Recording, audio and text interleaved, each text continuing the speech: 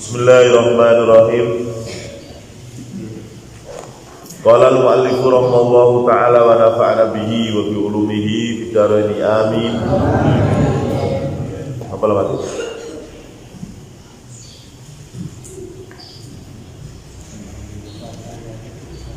Wa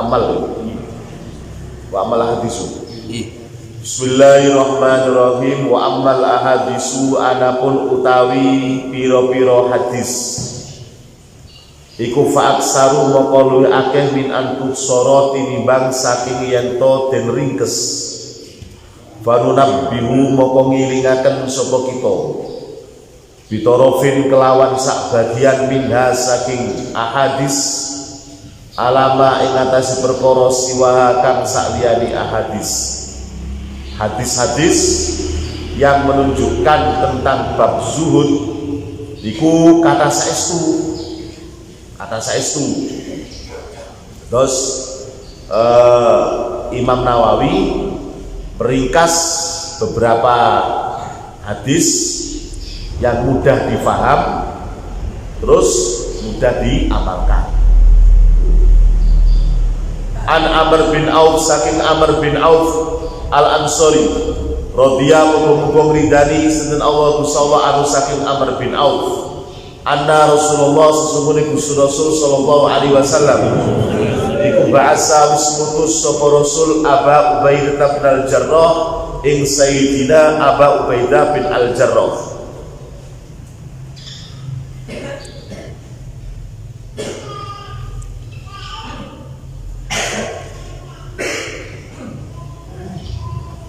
Radhiyallahu muga ngridani sinten Allah Gusti Allah anu saking Abu Ubaidah ilal Bahraini marang tanah Bahrain yakti halinekani sapa Abu Ubaidah bijizyatiha kelawan pajek jizyai ahli Bahrain faqadima moko rawuh sapa Abu Ubaidah bimalin kelawan bondo minal Bahraini saking Bahrain fasamiat moko midhanget sapa Ansor pira-pira wong Ansor dikudumi Abi Ubaidah kelawan rawe Abi Ubaidah fawafau moko padha nuhoni sapa Al Ansor salat al fajr ing salat subuh ma'a Rasulillah serta Rasul sallallahu alaihi wasallam falamma sholat moko sumangsane salat sapa Rasulullah sallallahu alaihi wasallam insorofa moko budak bubaran sapa Rasul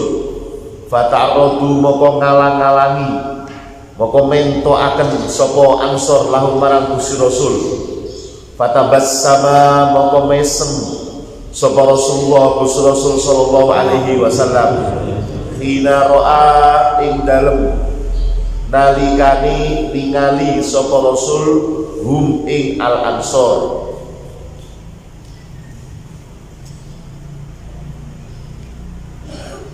Summa qala moko kari-kari ngendika sinten Gusti Nabi adzunnu wis nyono sapa ingsun kum ing sira kabeh sami'tum wis midhanget sapa sira kabeh anna Aba Ubaidah sesungguhnya Abu Ubaidah iku qadima wis rawuh sapa Abu Ubaidah bisain kelawan suci-suci minal Bahraini saking negara Bahrain faqalu moko padha ngucap sapa Ansor ajal nggih ya Rasulullah duh Gusti Rasul.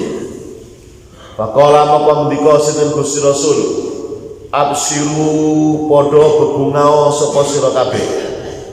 Absyiru padha bebungao sapa sira kabeh. Wa amilu lan padha angen-angeno sapa sira kabeh. Ma ing perkara ya suru kang bungahaken apa makum ing sira kabeh. Fa wallahi maka demi Allah mal faqra ora ana kefakiran akhsha iku luwih medeni akhsha lebih menakutkan alaikum ing atase sira kabeh walakinni tapi ni ingsun iku akhsha wedi sapa ingsun antu besato yen to den beber apa dunia alaikum ing atase sira kabeh kama busitot kaya oleh den beber apa dunia alaman ing atase wong Kana kang ono sapa man iku qablakum sadurunge sira kabeh. Fatanafasu moko padha bagus-bagusan sapa mangkana qablakum. Kama fatanafasu moko padha bagus-bagusan sapa sira kabeh ha ing dunia. Kama tanafasu kaya oleh padha bagus-bagusan sapa mangkana qablakum ha ing dunia. Fatuhlika moko sebabe rusak sapa sira kabeh. Fatuhlika moko sebabe rusak apa dunya kum ing sira kabeh. Kama ahlakat kaya wis rusak apa dunya hum ing mangkana qablakum muttafaq alaihi. Iki diriwayatakan saking Amr bin Auf al-Ansori. Amr bin Auf al-Ansori. Jadi iki salah satu gale yang Ansor sing termasuk derek perang Badar. Biarpun derek perang Badar, sarang-sarang Gusti Rasul dinaringan umur ingkang panjang sehingga saged meriwayatkan hadis-hadis pun Gusti Nabi. Termasuk pilih Imam Ibnu Ishaq, imam yang pertama kali menulis sejarahnya peperangan Gusti Rasul nalikani perang Badar. Ibnu Ishaq itu mengambil riwayat saking para sahabat yang ikut perang Badar, termasuk Amr bin Auf al-Ansori ini. Di samping ikut perang Badar, dia pun juga ikut perang-perang yang lainnya. Terus ngoten niku ada mengatakan dia pun saking kabilah Ansor al-Ansori, enten sing sajang dia pun termasuk muhajirin, enten sing sajang kados ngoten niku. Dia pun nalikani Gusti Rasul perang Uhud, dia pun melihat Gusti Rasul sholat jenazah. Semua sahabat niku nyekseni bilih Gusti Rasul niku sholat jenazah niku petang takbiran 4 kali takbir niku semua sahabat. Tetapi aneh Amr bin Auf al-Ansori niki malah sanjang, justru kula niki ningali Gusti Rasul nalikane sholat jenazah perang Uhud niku takbir ping gangsal, takbir ping 5. Terus ngoten, sehingga kemudian menjadi permasalahan di antara para tabi'in, sing bener sing ndi, apa dawe Amr bin Auf atau dawe sahabat rintune. Ternyata yang mengatakan bahwa takbir untuk sholat jenazah itu 5 kali teng Gunung Uhud itu hanyalah Amr bin Auf al-Ansori. Iku nalikane Gusti Rasul sampun sumari, pun kemudian kisah datang Mekah, dan kemudian sumari ke Mekah. Pun saja pilih suatu ketika Gusti Rasul ini mengirim Sayyidina Abu Ubaidah bin Al-Jarrah. Jadi Abu Ubaidah bin Al-Jarrah ini tunggal sahabiyun jalil, sahabat yang yang agung, diutus oleh Gusti Rasul untuk pergi ke negara Bahrain. Bahrain itu kepulauan, namanya Pulau Bahrain, di mana orang-orang Bahrain niku wau nalikane dugi pasukan Islam, yang baik pun dekatnya mlebet Islam, sebagian mlebet Islam, sebagian betul turun.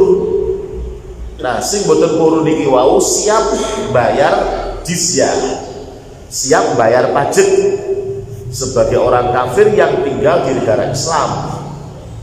Nah, pajaknya dibayar tahunan. Nah, pun wancini mendet jizyah, maka Gusti Nabi memerintahkan Abu Ubaidah untuk mengambil jizyah niku wau. Dipun pundhut teng negara Bahrain ngriko perjalanan berhari-hari Abu Ubaidah dengan beberapa orang. Niki terus napa niku mendet harta jizyah saking negara Bahrain niku wau. Sakderenge dipun pundhut niku orang-orang Bahrain ini memeluk agama Majusi. Mereka sebagian memeluk agama Majusi.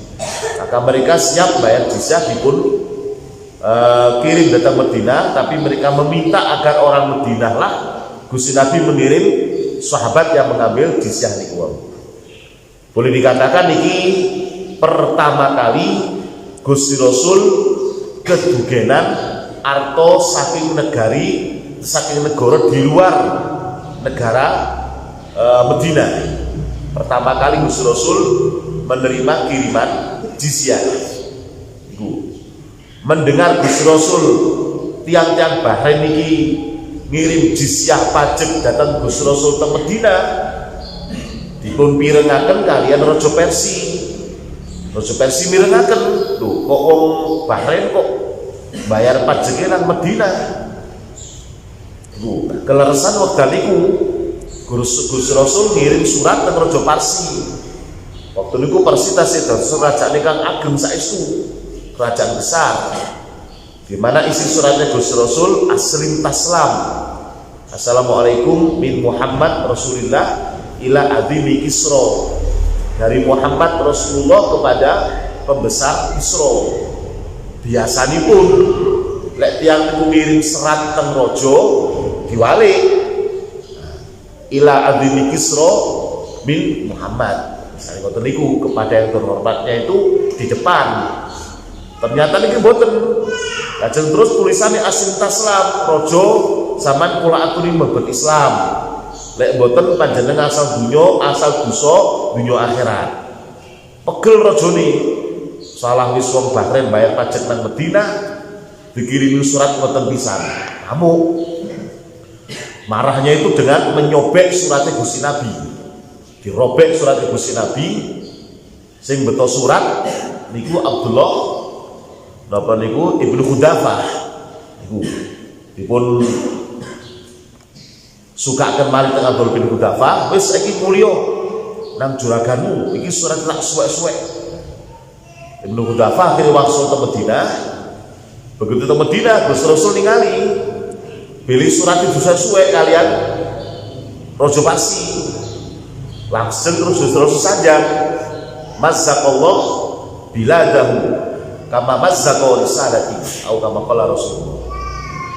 Gusti Allah akan merobek-robek negara Parsi sebagaimana orang ini merobek-robek suratku. Niku. Di samping niku ngeterakan surat yang dirobek-robek, ngirim dua utusan Parsi niku wau. Utusan niki dua orang. Sanjang datang Gusti Rasul dalune. Muhammad, saya utusan Raja Persia. Saya diminta untuk mengantarkan kamu besok untuk segera sowan ke Raja Persia untuk minta maaf. Pertama, karena kamu telah menarik jizyah orang Bahrain. Yang kedua, kamu telah mengirim surat yang isinya tidak sopan seperti itu. Gusti Nabi Muhammad waktu itu dalu. Dan terus, ya wis, setelah subuh kamu kesini lagi. Akhirnya Mbak pun nginep di beberapa rumah sahabat. Waktu subuh ditimbali malih kali Gusti Rasul. Dua utusan Parsi niki. Jadi Gusti Rasul yang mengutus saya telah membunuh yang mengutus kamu. Bingung rojo yang Parsi niki. Yang mengutus saya tadi malam telah membunuh yang mengutus kamu. Maksudnya Gusti Allah yang mengutus saya sebagai Rasul telah mencabut nyawa raja yang mengutus kamu ke sini. Bukan percatus sedikit yang kali ini, mbak mungkin sehat walafiat, kurangnya sehat. Kalau tidak percaya silahkan kamu pulang, kamu akan dengan berita. Saya setuju. Jadi piyambakipun wangsul belum sampai teng Parsi, ternyata Raja Parsi ini pun sedo. Nembe teng Yaman piyambakipun asal berita bahwa Raja Parsi telah meninggal dunia. Oleh nopo dipun racun kalian anak itu. Terus anaknya saking kepingin dadi raja, bapak tasik sehat dipun racun bapak nih. Niki kekuasaan dunia sampai kados boten niku tego mateni bapak nih dipun racun. Tapi ternyata memang Raja Parisi niki panjen anake kuwana saestu. Anake kana saestu. Enten sing sanjang anak iku 50.000 jarine. Mulai bojone 30.000. Sampeyan kuat sak kowe.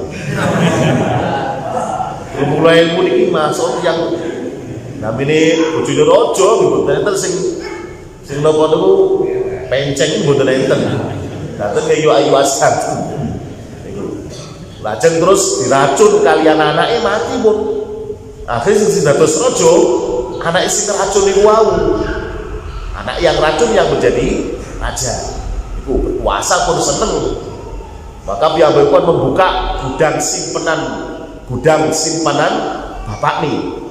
Ternyata di situ mboten karuan-karuan katai emas, perak dan semuanya inten, berlian, mutiara tidak terhitung saking katai. Banyak sekali. Pokoknya mboten karuan katai. Tapi piyambakipun cuma tertarik kepada satu peti.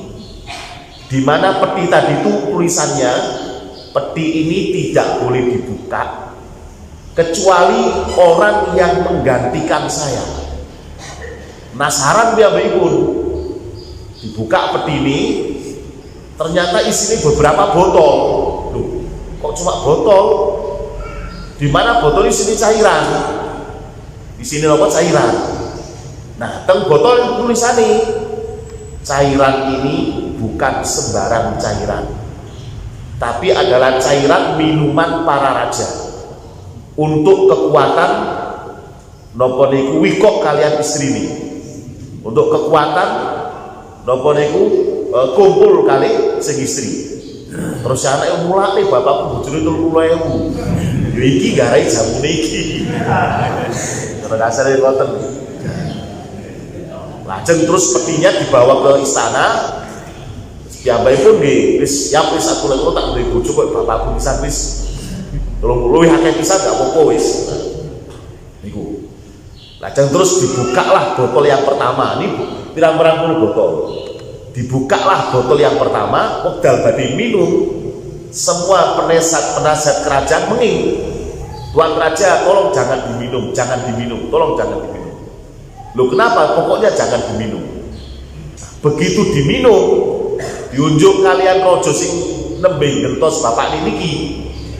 Langsung tidak lama kemudian piyambakipun mutah getih.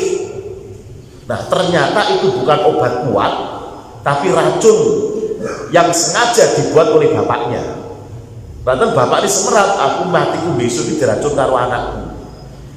Mula lima anakku betul meracuni saya, kita siap no rekayasa koyok niki, gocek dia tidak berkuasa, apa itu mati mangan racunku. Ternyata betul, betul sampai 1 bulan terusnya dados rojo mati gigi racun. Boleh nopo minum obat kuat di wau. Mulane buat terusan minum obat kuat dengan racun loh. Akhirnya kemudian Raja Parsi hancur. Setelah itu napa niku zaman Sayyidina Umar 5 tahun sesudah wafatnya Gusti Nabi pada tahun 15 Hijriah, Sayyidina Umar mengirim pasukan besar dipimpin Sa'ad bin Abi Waqqas menyerbu teng Parsi tahun 15 Hijriah. Maka saat itulah Parsi kekuasaannya dirobek-robek oleh Gusti Allah, sebagaimana dulu Raja Parsi merobek-robek suratnya Gusti Nabi sampai kados ngoten niku. Lajeng terus mirengaken bilih Abu Ubaidah bin Jarrah niku dugi. Maka sebagian orang-orang Ansor boten santen. Sebagian orang-orang Ansor niku wau semerap. Niki Abu Ubaidah niki beto harta yang banyak ini dari negeri Bahrain niki. Mulai wekdal niku terlihat Abu Ubaidah bin Jarrah beto unta, kuatah unta nih. Niku ada mengatakan 1000 ekor onta. 1000 ekor onta, di tiap-tiap unta niki ada beban sing kata saestu. Beban berupa harta benda dari Bahrain. Waget yang Medina, kok kata temen rutu waget temen. Maka orang-orang Ansor betul semuanya sebagian mungkin orang-orang Ansor yang terlibat, yang munafik nopo pripun naudzubillah, niku akhirnya sami-sami kasak busuk. Wah, iki lek awake dhewe gak ndang nang masjid, gak ndang kumanan barang-barang iki rasane. Lek awake gak ndang nang masjid, wah engko selak dijupuk wong-wong. Akhirnya begitu malam hari datang, orang-orang Ansor iki seketika malam itu juga niku nunggu masjid. Karena tahu mereka bahwa Gusti Nabi akan membagikan nanti habis subuh. Pembagian amantul subuh, mereka pun nunggu. Dalune pun teng masjid punan, nyanggong teng masjid punan. Niku. Begitu setelah subuh, terlihatlah wajah-wajah yang baru. Gak tahu jamaah subuh berhubung ono pembagian, akhirnya malah jamaah pisan. Maka Gusti Rasul saat mensambuni sholat, salam-salam, terus menghadap kepada jamaah. Nah, nalikan Gusti Rasul badhe wangsul tenggriane dicegat kalian tiang-tiang Ansor niki. Mereka nyegat Gusti Rasul pun semerap ingin mendapatkan jatah dari Bahrain. Maka Gusti Rasul sanjang kalian mesem. Al-dhunnukum sami'tum anna Abu Ubaidah qadima bi syai'in. Saya ingin mengira bahwa kenapa kalian semua datang ke masjid malam ini pasti karena sesuatu yang dibawa oleh Abu Ubaidah bin Al-Jarrah. Maka mereka terus terang mawon, nggih Gusti Rasul, memang kami sengaja datang ke masjid untuk minta jatah pembagian jizyah. Nanti kalau saya nggak cepet datang ke masjid, makin boten kumanan. Maka jawab Gusti Rasul, absyiru wa amnilu ma yasurrukum. Wis saiki semuanya berbahagialah, bergembiralah, penuhi angan-angan kamu, karena hari ini memang aku akan membagi-bagikan semua harta jizyah yang diambil oleh Abu Ubaidah Al-Jarrah. Semuanya akan mendapatkan bagian semuanya. Tetapi ingatlah, fa wallahi mal faqra akhsha alaikum. Demi Allah, bukanlah kefakiran yang aku takutkan dari kalian semua.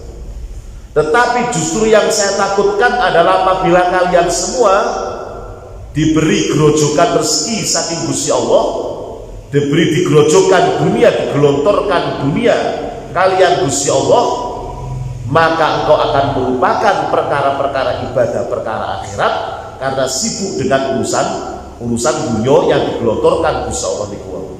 Zaman dulu umamus sabiqah, umat-umat yang dulu pernah seperti itu. Mereka asalnya orang yang fakir, orang yang fuqara masakin, karena nabinya mendapatkan ghanimah yang banyak, nabinya mendapatkan jizyah yang banyak, maka orang-orang fakir ini kemudian berebut harta ghanimah, harta jizyah sampai mereka menjadi kaya. Ketika mereka sudah menjadi kaya, fatanafasuha kama tanafasuha. Maka yang saya khawatirkan nanti yang terjadi adalah engkau saling bersaing di dalam harta benda seperti halnya mereka orang-orang terdahulu bersaing dalam harta benda. Maka fatuhlikakum kama ahlakathum. Kehancuran umat-umat yang terdahulu adalah karena mereka berebut harta kekayaan. Maka saya khawatir kalau kamu berebut harta kekayaan ini, kamu juga akan seperti itu. Maksudnya fatuhlikakum kama ahlakathum. Saya khawatir dunia yang kamu rebutkan sekarang ini akan menghancurkan agama kamu, akan menghancurkan ibadah kamu, akan menghancurkan kekhusyuan tawajuhnya kamu. Rasul menjelaskan seakan-akan seperti itu. Ini sekelumit hadis tentang zuhud. Bukan berarti kita niki kok kudu anti dunia itu boten, tapi ngalap sebagaimana Gusti Allah telah memberikan bagian-bagian datang itu. Yang penting kita kadang resingkan barokah. Barokah dunia, barokah akhirati, barokah rezeki, barokah untuk anak gitu. Al-Fatihah.